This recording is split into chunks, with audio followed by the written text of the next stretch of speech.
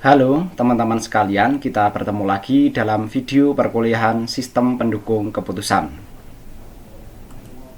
Kali ini kita akan membahas tentang teknik data sampling dan pembobotan. Jadi, dalam sistem pendukung keputusan memang mirip sih dengan teknik-teknik statistika ya, yaitu nanti ada data sampling ya, dan yang mungkin agak berbeda adalah pembobotan. Nah, bagaimana detailnya mengenai materi tersebut? Mari kita pelajari. Teknik data sampling. Nah, untuk mempelajari teknik data sampling ini, kita mulai dulu dari pengertian apa itu data ya.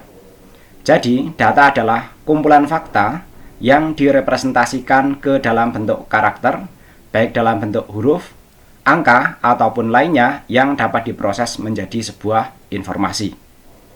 Nah, sesuai dengan kaidah penelitian untuk data collecting ya atau pengumpulan data, nanti bisa dilakukan melalui observasi atau pengamatan ya. Bisa juga melalui angket atau melalui daftar pertanyaan ya. Bisa juga melalui wawancara dengan stakeholder ataupun yang lainnya. Jadi kurang lebih untuk pengumpulan data seperti itu ya.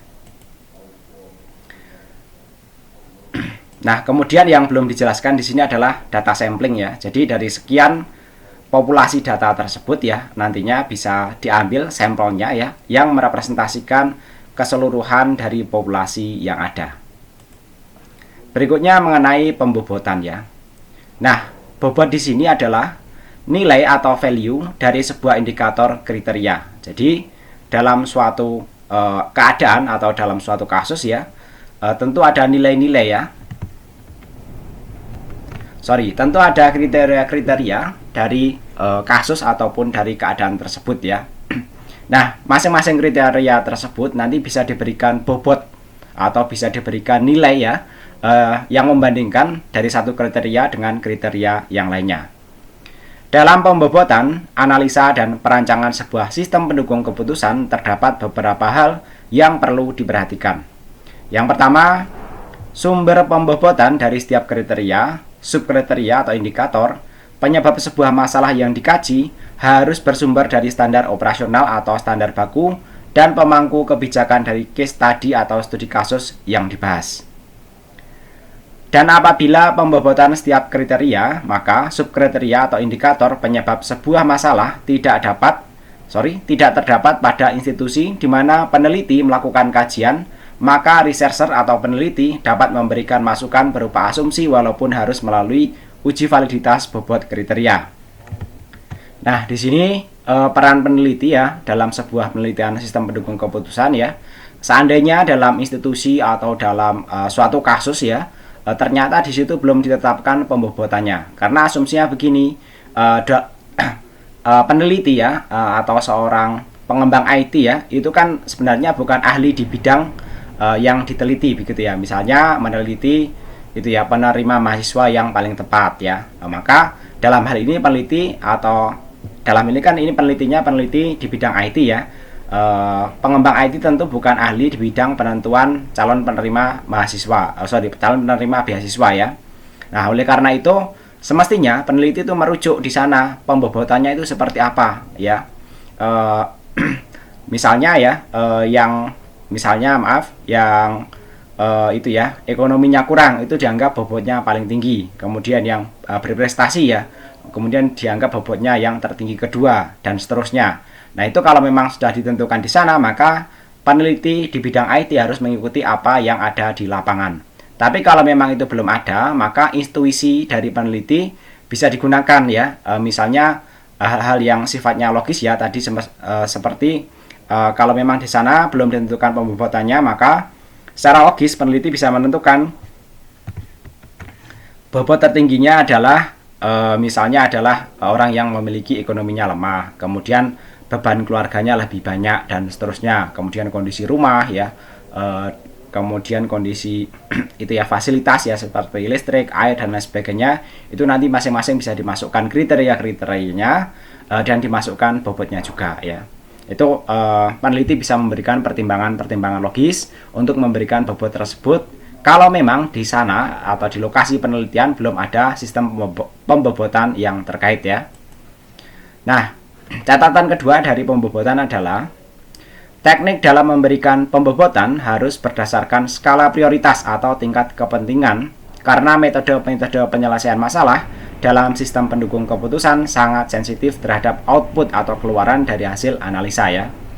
Jadi nanti ya masing-masing dari kriteria itu diberikan nilai bobot yang berbeda untuk menunjukkan mana yang lebih prioritas ya untuk diberikan atau diputuskan ya dalam suatu kasus ya. Misalnya tadi untuk kasus ya calon penerima beasiswa ya maka misalnya ya kalau bobotnya itu dari 0 sampai 1 ya kalau ini ya kondisi ekonomi keluarga atau pendapatan keluarga itu paling rendah ya maka diberikan bobot yang paling tinggi misalnya 0,5. Kemudian untuk kriteria yang lainnya ya misalnya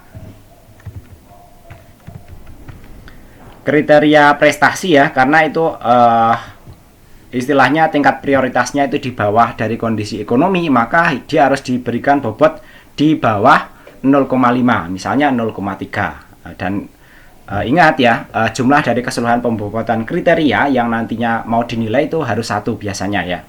Nah itulah nanti akan berpengaruh ya pemberian bobot-bobot seperti itu ya sehingga nanti sampel-sampel ya yang diambil di situ ya ketika nanti dihitung ya sesuai dengan kondisi yang ada maka nanti hasil perhitungannya itu akan sesuai dengan pemberian bobot yang kita lakukan di sini ya. Nah konsep pembobotan ya nanti setiap kriteria ya untuk menentukan suatu keputusan itu nanti diberikan bobot ya dan nanti juga bisa ya setiap alternatif keputusan juga diberikan bobot ya. Jadi misalnya kalau tadi kriteria itu dalam kasus calon penerima beasiswa ya maka yang dimaksud kriteria adalah kondisi dari siswa-siswa yang akan menerima beasiswa seperti pendapatan keluarga, kemudian beban keluarga, prestasi siswa dan seterusnya. Sedangkan yang dimaksud alternatif adalah siswanya itu sendiri, siswa A, siswa B, siswa C dan seterusnya ya. Nah di sini ada kaidah yang digunakan dalam pembobotan kriteria dalam SPK ya. Yang pertama pendekatan persentase ya. Nah, untuk pendekatan persentase ini nantinya memiliki range atau memiliki jangkauan nilai antara 0 sampai 100 ya. Saya kira untuk persentase teman-teman sudah familiar ya. Dengan catatan bahwa jumlah keseluruhan bobotnya ini adalah 100% ya. Nah, nilai bobotnya ini ya. Ya, sama seperti konsep kalau misalnya tadi dari 0 sampai 1 yang tadi sudah saya contohkan ya. Nah, ini untuk pendekatan fuzzy logic ya. Untuk fuzzy logic ya memiliki range antara 0 sampai 1 ya. Jadi kalau persentase tadi 0 sampai 100 ya, sedangkan fuzzy logic itu adalah 0 sampai 1. Kemudian yang ketiga adalah pendekatan nilai aktual ya. Nah, untuk pendekatan nilai aktual ini memiliki range dari 0 sampai 10 ya. Ini mirip dengan penilaian yang biasa dilakukan ya selama kuliah ataupun selama sekolah ya, itu nilai-nilai yang dianggap familiar ya, sehingga nanti untuk direpresentasikan di lapangan itu nanti menjadi lebih mudah ya. 0 sampai 10 atau 0 sampai 100 untuk pendekatan nilai aktual ya. Dengan normalisasinya adalah ini ya, sigma Wj-nya atau jumlah keseluruhan bobotnya nanti adalah 100% ya. Kalau 10 ya representasinya nanti menjadi 10 ya. Kecuali metode profile matching ya yang memiliki nilai aktualnya dari 0 sampai 5 ya. Jadi nanti ada beberapa metode ya seperti profile matching ini ya yang pembobotannya 0,5. Tapi di sini dia dimasukkan ke kategori pembobotan kriteria yang nilai aktual ini ya. Nah, contohnya seperti ini ya. Misalnya di sebuah perkuliahan terdapat 6 kriteria penilaian dosen yang terdapat yang ditetapkan ya bagian akademik kepada setiap mahasiswanya pada suatu mata kuliah, yaitu nanti kriterianya seperti ini. Yang pertama kriteria 1, ini ya simbol kriteria K1. Ini adalah kriteria presensi 10% ya. Ini nanti akan menentukan kelulusan mahasiswa.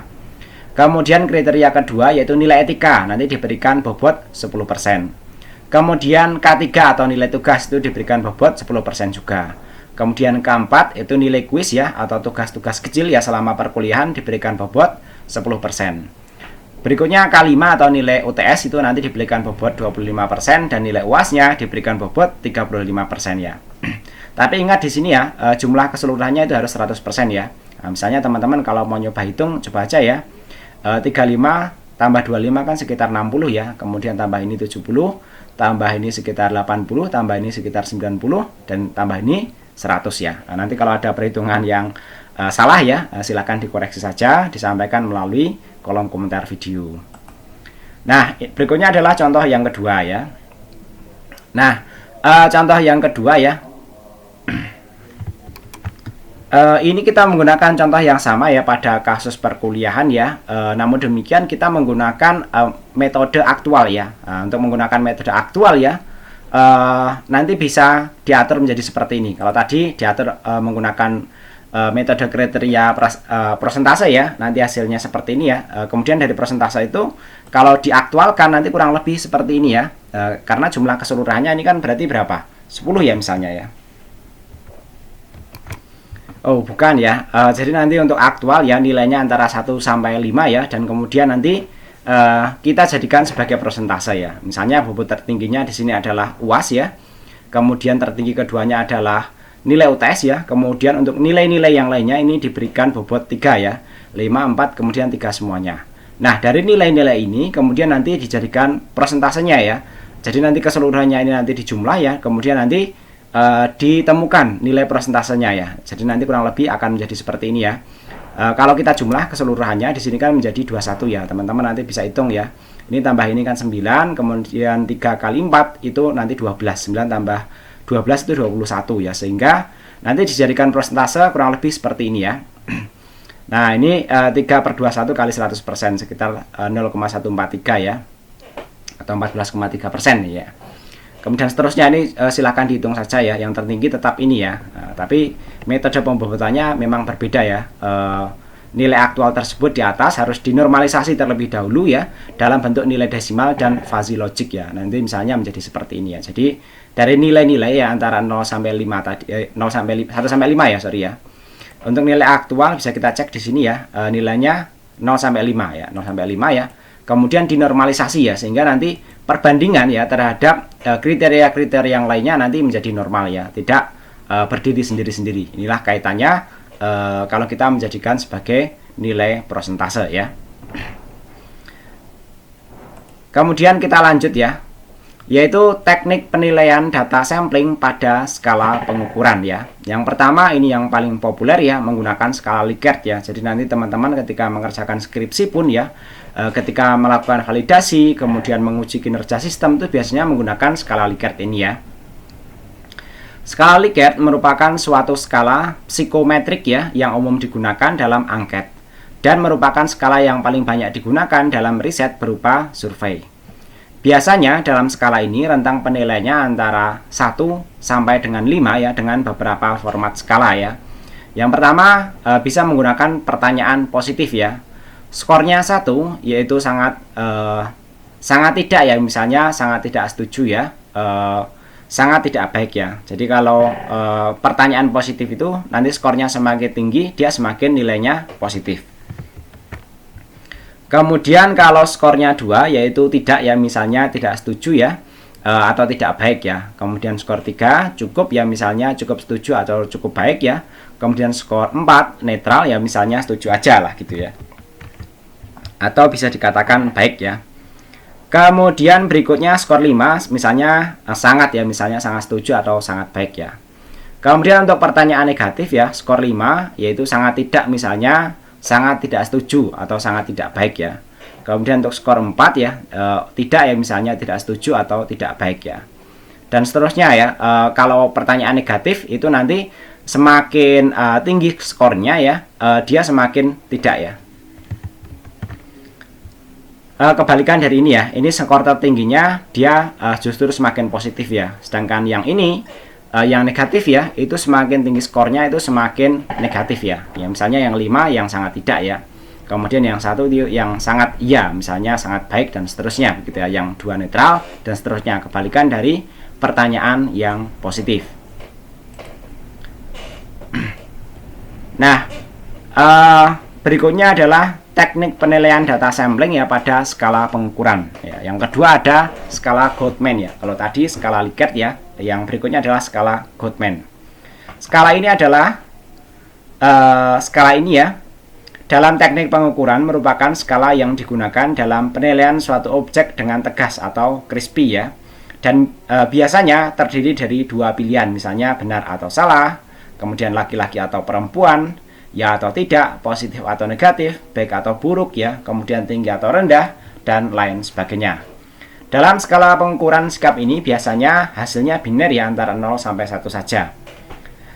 Yang perlu diingat ya dalam teknik data sampling dan pembobotan ini adalah relevansikan ya dengan masalah dan konsep metode penyelesaian yang digunakan, karena ketika tidak bisa mendudukan permasalahan yang sudah memiliki nilai ketegasan, jangan sampai menggunakan fuzzy logic ya, sehingga nilai aktual dari sebuah kasus ya atau sebuah keadaan ya nanti akan menjadi samar dan tingkat ambiguitasnya dari nilai tersebut akan menjadi lebih tinggi. Jadi usahakan ya kalau menggunakan skala Goldman ini terutama ya nanti kondisi data yang didapatkan itu nanti tegas ya atau tidak dan lain sebagainya ya, baik atau buruk, tinggi atau rendah ya, karena ini nilai-nilai seperti ini nanti yang mudah dihitung menggunakan komputer, walaupun nanti memang kadang itu ya kurang merepresentasikan kondisi lapangan yang nanti nilainya mungkin lebih variatif lah ya.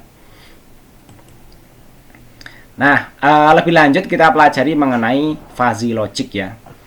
Kata fuzzy merupakan hal yang tidak asing dalam pemanfaatannya, khususnya dalam bidang artificial intelligence atau kecerdasan buatan. Melihat dari fenomena yang ada dalam research di bidang komputasi ya, ada beberapa kekeliruan yang ditemukan khususnya dalam pemanfaatannya dalam menyelesaikan sebuah case atau kasus ya. Sesuai dengan kata fuzzy ya, atau istilah fuzzy ini ya, merujuk pada kamus Oxford Dictionary ya, memiliki similarity terhadap beberapa kata yang dalam bahasa Inggris yaitu blurred ya, indistinct ya, kemudian impressively defined ya, confused atau vague, yang dapat diartikan kalau bahasa Indonesianya ya kira-kira ini ya bersifat kabur ya, kemudian samar-samar atau remang-remang, tidak jelas, dan didefinisikan secara tidak presisi, membingungkan atau tidak jelas ya. Memang antara ini dan ini begitu ya. Tapi itu harus direpresentasikan dalam angka ya, dalam kaitannya kalau kita melakukan itu ya, nanti akan menyelesaikan secara terkomputerisasi ya. Terkadang ya dalam penggunaan istilah ini masih menggunakan istilah fuzzy system atau sistem fuzzy ya. Hal ini bisa menjadi salah satu pemaknaan atau multitafsir ya. Jadi ya kira-kira samar-samar antara ini dan ini ya. Kemudian nanti kita wujudkan dalam sebuah angka ya. Melihat perkembangannya saat ini, fuzzy logic telah menjadi salah satu bidang kajian riset yang cukup luas karena konsepnya. Fuzzy logic dapat menjembatani bahasa mesin yang serba presisi ya dengan bahasa manusia yang cenderung tidak presisi ya. Jadi manusia itu biasanya itu yang memperkirakan antara ini dan ini begitu ya, antara A dan B begitu ya nilainya begitu. Tadi kalau digambarkan di awal ya antara 0 sampai 1 ya. Kalau biner kan jelas 0 atau 1 crispy ya, sedangkan fuzzy itu nanti antara 0 dan 1 ya. Nah ini menekankan pada suatu makna atau arti ya sesuai dengan kondisi nyata dibandingkan dengan itu ya sistem penilaian yang crispy tegas 0 dan 1. Itu memang lebih mudah dihitung ya, tapi kurang merepresentasikan kondisi lapangan. Operasi fuzzy logic perlu dilakukan jika bagian attendance lebih dari satu pertanyaan. Hasil akhir dari operasi ini adalah derajat kebenaran antecedents yang berupa bilangan tunggal. Bilangan ini nantinya diteruskan ke bagian konsekuen ya, atau luarannya. Nah, untuk masukkan operator fuzzy ya, nanti ada 2 atau lebih derajat keanggotaan dari variabel-variabel input. Keluarannya berupa nilai kebenaran tunggal. Operasi fuzzy untuk melakukan operasi AND dan OR bisa dibuat sendiri ya. Namun ya biasanya dengan memakai fungsi min dan max ya sudah mencukupi untuk berbagai keperluan. Nah, kita belajar lebih lanjut mengenai fungsi keanggotaan ya. Fungsi keanggotaan logika fuzzy digunakan dalam menghitung derajat keanggotaan suatu himpunan fuzzy. Setiap istilah linguistik diasosiasikan dengan fuzzy set yang masing-masing memiliki fungsi keanggotaan yang telah didefinisikan. Fungsi keanggotaan atau membership function adalah suatu kurva yang menunjukkan pemetaan titik input dalam data ya ke dalam nilai keanggotaannya ya. Sering juga disebut dengan derajat keanggotaan yang memiliki interval antara 0 sampai 1 ya. Tadi sudah saya singgung ya.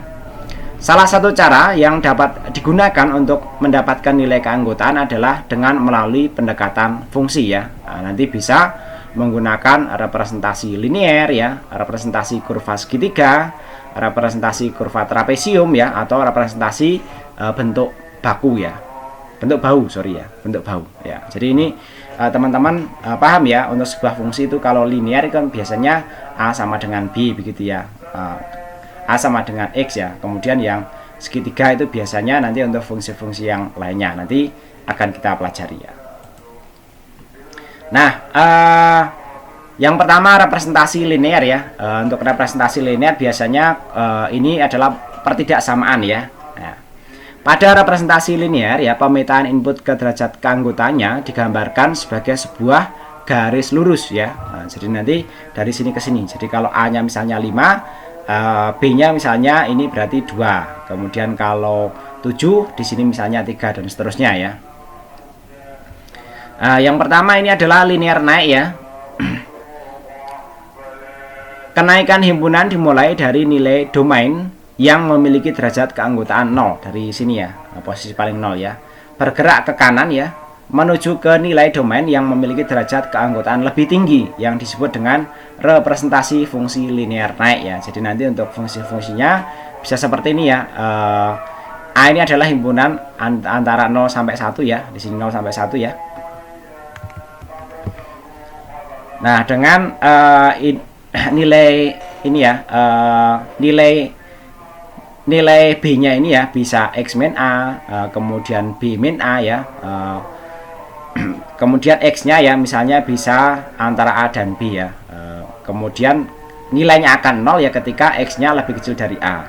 Kemudian nilainya akan 1 bila X-nya lebih besar sama dengan B ya. Nah, ini adalah rumus representasi linear naik ya. A ini adalah nilai domain yang mempunyai derajat keanggotaan 0 ya. Jadi A-nya ini pas 0-nya di sini ya. Kemudian B-nya adalah nilai domain yang mempunyai derajat keanggotaan 1 ya. Jadi B-nya yang 1 ya. Jadi nanti ya kira-kira satunya di sini ya. Ini A dan B ya. Oh, 1 ya berarti di sini, sorry. Ya, 1 ya. Kemudian X-nya ini adalah nilai input yang akan diubah ke dalam bilangan fasi ya. Jadi X-nya itu nanti kali berapa gitu ya. Sehingga nanti derajat keanggotaannya kan nanti antara 0 sampai 1 ya, antara A dan B di sini. Jadi nanti nilai-nilainya ya dari sini ya. Kemudian bisa ke sini, bisa ke sini, bisa ke sini, bisa ke sini dan seterusnya ya. Yang di sini merepresentasikan derajat keanggotaan ya, sedangkan yang di sini itu nilai antara A dan B-nya ya. Nah, berikutnya masih tentang representasi linear ya. Kita mempunyai variabel temperatur ya dengan semesta pembicaraan antara 0 sampai 35. Terdapat satu buah himpunan panas dengan domain dari 25 sampai 35. Maka representasi linear naik dapat digambarkan seperti di bawah ini ya. Nah, ini antara 25 sampai 35 ya. Nah, kemudian ketika kita mencari 32, maka dia derajat keanggotaannya di sini adalah 0,7 ya. Nah, di sini berapa derajat keanggotaan untuk 32 derajat Celcius ya? Karena nilai X adalah 32 ya. Berapa di antara nilai A dan B ya? Jadi rumus untuk digunakannya adalah mu X ya sama dengan X min A dibagi B min A ya. Jadi X-nya ini mu panas ya, 32 ya, maka ini 32 dikurangi 25 nilai terendahnya ya, dibagi 35 dikurangi 25 di sini ya. Nah, sehingga nanti 7/10 hasilnya di sini adalah 0,7 ya. Nah, nanti dikurangi nilai terendahnya ya. Jadi rentang sini ya, 25 kurangi 32 ya, dibagi dengan 35 dikurangi 25 ya. Nanti hasilnya 0,7. Masih representasi linear ya. Kali ini adalah representasi linear turun ya. Fungsi linear turun merupakan kebalikan dari fungsi linear naik. garis lurus dimulai dari nilai domain dengan derajat keanggotaan tertinggi pada sisi kiri, kemudian bergerak menurun ke nilai domain yang memiliki derajat keanggotaan lebih rendah ya. Jadi kebalikan di sini ya. Ini A dan B-nya ya. Kemudian dia akan bernilai 1 ya. Kalau ini tepat A-nya ini ya, bernilai 1 juga ya, bernilai terendah ya. Nah, kemudian di sini adalah domainnya. Sehingga nanti rumusnya ya, mu X ya, AB-nya adalah B min X ya, B-nya dikurangi nilai X-nya ya, dibagi B min A ya. Nah, seperti tadi ya. Dimana A ini ada, dimana ya, dimana X-nya ini antara A dan B ya. Nah, kemudian nanti dia juga akan bernilai 0 kalau ya X-nya lebih besar sama dengan B. Jadi kalau dia lebih besar sama dengan B, dia akan tetap 0 terus, ini tidak berlanjut ke sini ya. Nah, ini ada keterangan ya. A ini adalah nilai domain yang mempunyai derajat keanggotaan 1 ya. Di sini pas 1 di sini ya. Kemudian nilai domain yang mempunyai derajat keanggotaan 0. Nah, di sini pas 0 di sini ya. Kemudian X-nya ini adalah nilai input yang akan diubah ke dalam bilangan fasi ya. Jadi nilainya nanti mau berapa, nanti akan itu ya dirubah ke bilangan fasi ya, antara 0 sampai 1. Nah, berikutnya representasi linear ya. Untuk merepresentasikan variabel temperatur dengan himpunan dingin yang mempunyai domain nilai antara 15 sampai 30 ya, maka dalam representasi linear turun ya dapat digambarkan menjadi seperti berikut ya, antara di sini 15 sampai 30 ya. Nah, 15 di sini ya. 15 yang nilai keanggotaannya 0 ya. Kemudian nanti 30-nya ada di sini ya. Kemudian di sini ada pertanyaan ya. Berapa derajat keanggotaan untuk 0 derajat Celcius ya. Jadi 20 derajat Celcius. 20 nanti di sini ya. Karena nilai X-nya adalah 20 ya. 20-nya nilai X-nya ya. Dan berada di antara nilai A dan B ya. A dan B-nya ini ya. Jadi rumus yang digunakan adalah mu X sama dengan ya B min X ya. Ini dikurangi ini ya, dibagi B min A. Ini dikurangi ini ya. Sehingga nanti 30 min 20 kemudian dibagi 30 min 15 ya. Nanti kurang lebih 0,667 ya. Kita lanjut kurva segitiga ya. Nah, untuk representasi kurva segitiga, pemetaan input ke derajat keanggotaannya digambarkan dengan bentuk segitiga, di mana pada dasarnya bentuk segitiga tersebut gabungan antara dua garis linear ya. Nah, jadi ini garis linear naik dan garis linear turun ya. Nilai-nilai dari setiap di sekitar A dan B ya, A dan B-nya ini ya, karena nanti akan ada 3 titik ya, A, B, C ini ya, memiliki derajat keanggotaan turun yang cukup tajam ya. Jadi antara A dan B ini naik ya, dan B dan C nanti turun tajam ya. Maka representasi fungsi keanggotaan untuk kurva segitiga ini adalah ya mu X ya, A, B, C ini adalah yang pertama nilainya akan 0 ya jika X-nya lebih kecil dari A atau lebih besar dari C ya. Jadi nanti lebih kecil dari A ini nanti 0 semua, lebih besar dari C nanti juga 0 semua ya. Kemudian yang kedua ya, X min A ya, nilai X-nya min A ya, dibagi B min A ya, B min A ya, itu nanti akan sama ya, nanti yang merepresentasikan fazinya ya, itu dengan kalau kasus yang ada di sini ya, yaitu X-nya antara A dan B ya. Nah, jadi nanti kalau nilainya antara A dan B, nanti nilai fazinya adalah X min A dibagi B min A. Tapi kalau nilainya di antara B dan C ya, maka nanti adalah C min B ya, C min X ya, dibagi C min B ya. Jadi ya mirip dengan tadi ya, tapi nanti di sini kita baca dulu dia nilainya di antara A dan B atau antara B dan C ya. Nilai domain terkecil yang mempunyai derajat keanggotaan 0 ini adalah A ini ya. Kemudian yang B-nya ini adalah nilai domain ya yang mempunyai derajat keanggotaan 1, tepat di sini ya. Kemudian C-nya adalah nilai domain terbesar yang mempunyai derajat keanggotaan 0 di sini ya. Oke, kita lanjut ya. Nah, masih tentang representasi kurva segitiga ya, kita masuk ke contoh soal ya.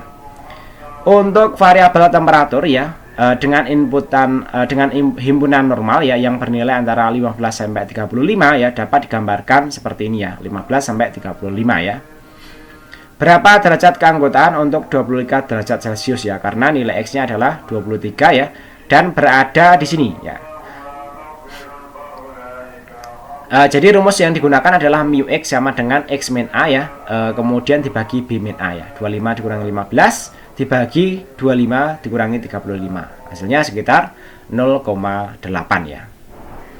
Oke, kurang lebih nanti seperti itu. Kasus ini misalnya ini kan mau mendapatkan suhu normal ya.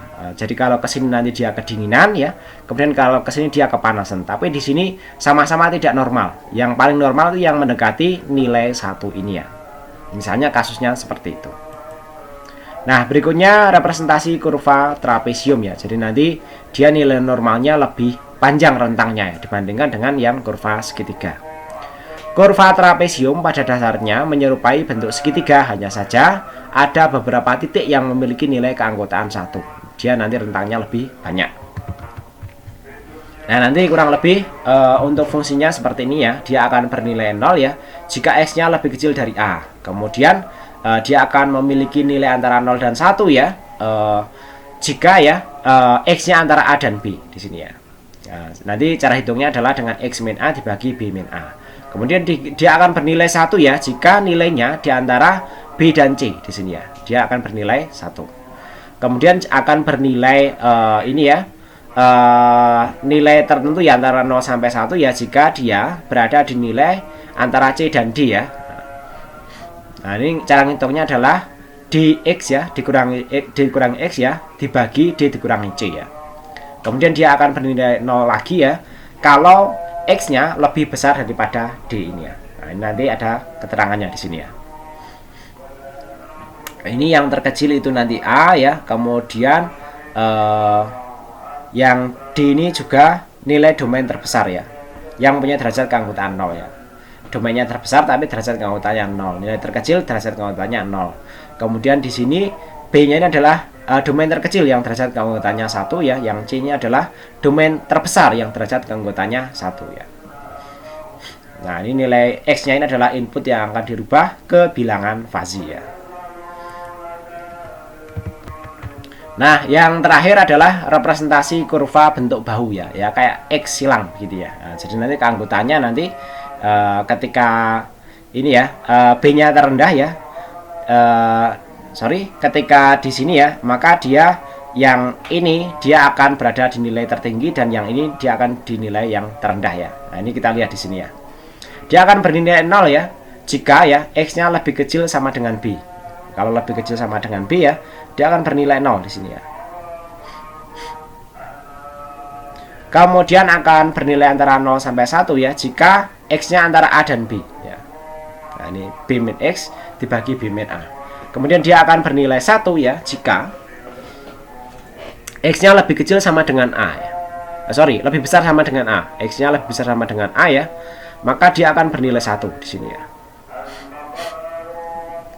Kemudian akan bernilai 1 juga ya jika ya X-nya lebih kecil sama dengan A. Kalau lebih kecil sama dengan A ya, jadi dia akan bernilai di sini 0 ya di sini ya. Kalau lebih kecil sama dengan B, dia juga 0 di sini ya. Kemudian akan bernilai 0 sampai 1 ya jika X-nya antara A dan B ya. Dan lebih besar sama dengan A atau lebih kecil sama dengan B ya. Kemudian akan bernilai 1 lagi jika X-nya lebih besar sama dengan B. Nah, ini rumus representasi kurva bahu ya. Oke, kita lihat contohnya di sini ya. Misalkan akan dibuat variabel fazi temperatur ya dengan 3 himpunan yaitu dingin, normal dan panas ya. Nah, dingin antara 0 sampai 28, normal 25 sampai 35 ya. Nah, ini agak ini ya. Di sini agak ini ya, tumpang tindih di sini ya. Kemudian panas antara 33 sampai 40. Sehingga nanti kurvanya akan menjadi seperti ini ya. Nah, bentuk formula untuk masing-masing dari himpunan nanti kurang lebih seperti ini ya. Jadi untuk dingin ya, itu antara 0 sampai 1 ya berarti 28 min X ya dibagi 28 min 20 ya. Sehingga nanti X-nya antara ini ya lebih kecil daripada 20 ya. Itu nanti dianggap dingin ya di sini ya. Kemudian ya X-nya antara 20 sampai 28 ya. 20 sampai 28 itu nanti dianggap dingin juga.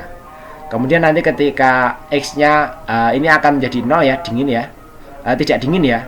Jika X-nya lebih besar sama dengan 28. Kalau udah 28 dianggap sudah tidak dingin lagi ya. Kemudian untuk normal ya. Untuk normal nanti dinginnya nanti ada di sini ya. Nah, dinginnya ada ini ya. Lebih kecil sama dengan 25 atau lebih besar sama dengan 35 ya. Kemudian tengah-tengahnya ya antara 25 sampai 30 ya. Di sini 25 sampai 30 lah ya. Nah, di sinilah.